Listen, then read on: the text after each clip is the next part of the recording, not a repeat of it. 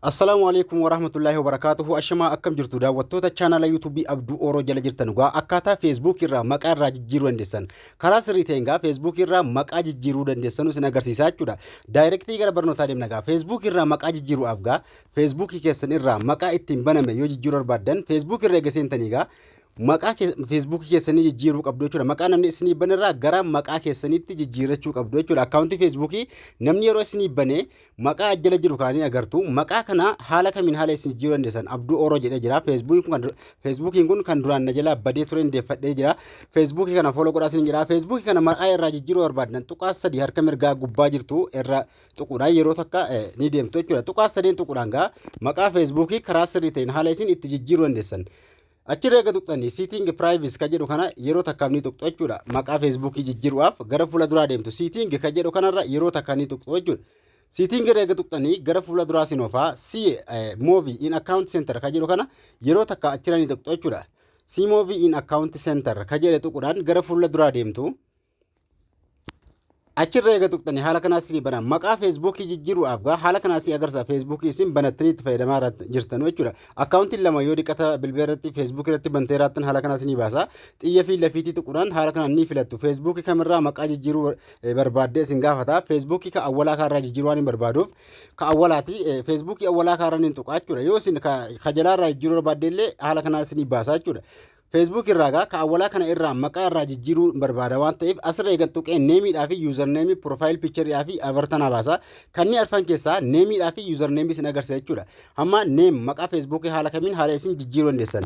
Facebook kanarraa gaa maqaa jijjiiruu an duratti maqaa Facebook kan isin jijjiiruu dandeessanu guyyaa 60 isin gaafata. Eega maqaa Facebook jijjiirtanii guyyaa 60 ni eeggattu jechuudha yookaan ji'a 2 jechuudha. Karaa gabaabaa ji'a 2 yookaan guyyaa 60 isinitti fudhata jechuudha. Facebook irraa maqaa jiru maqaa itti jijjiiruu barbaadan barreessuudhaan haala kanaan maqaa Abdul Hussein jedhanii barreessan jira. Fakkeenyaaf Abdul Hussein maqaa gara olii maqaa keessan kan jallaa maqaa abbaa keessanii achirra ka galuu qabu. Maqaa keessan gaa maqaa abbaa keessaniin haala kanaan barreeffachuudhaan gara gadi revenue kajuun ni jiru achirra revenue change ka jedhani jira jechuudha. Revenue change ka jedhu kaa tuquudhaan gara fuula duraa deemtu. Revenue change ka jedhu tuquudhaan gara fuula duraa deemtu. Gubbaatti maqaa keessan ganjallaatti maqaa abbaa. Haala kanaan isinii baasa yeroo isin achitti barreeffatan kan lamman keessaa takka filadhu isiniin jira. Asirratti gaa revenue your new name ka jedhu kana keessaa maqaa takka filadhu isin gaafata maqaa isin barreessitan keessaa feetan ka ganjallaa feetan ka gubbaa filachuudhaan save ka jedhu ganjallaa dhufuudhaan save gootu jechuudha. Maqaa Facebook keessanii karaa sirrii ta'een haala kanaan jijjiiruu dandeessu jechuudha. Maqaan amma Abduu Oro jedhu kun Abdul Hussein ka jedhutti jijjiiramee jira jechuudha. Abdul Hussein ka jedhutti jijjiiramee jira jechuudha. Haala kanaan jijjiirtu. Username irra tuqee isin agarsiisa. Username jechuun username keessan jijjiiruun faayidaa guddaa qaba.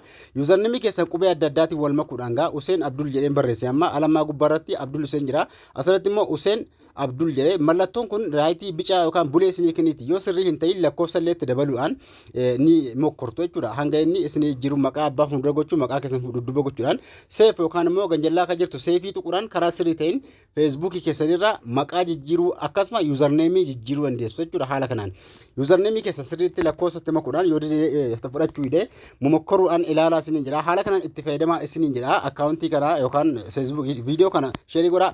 Facebook akkaawuntii kana namoonni hin beekne jiraatan follow godhaa isiniin jira. Facebook kun fagoo ture eegana jalaa badee hinnaan hundeeffadhe. Facebook bilbila irraa badee ture akkasuma lakkoofsa fayyadamuudhaan kan hundeeffadhe. Haala kanaan kan isin itti fayyadamtan jechuudha.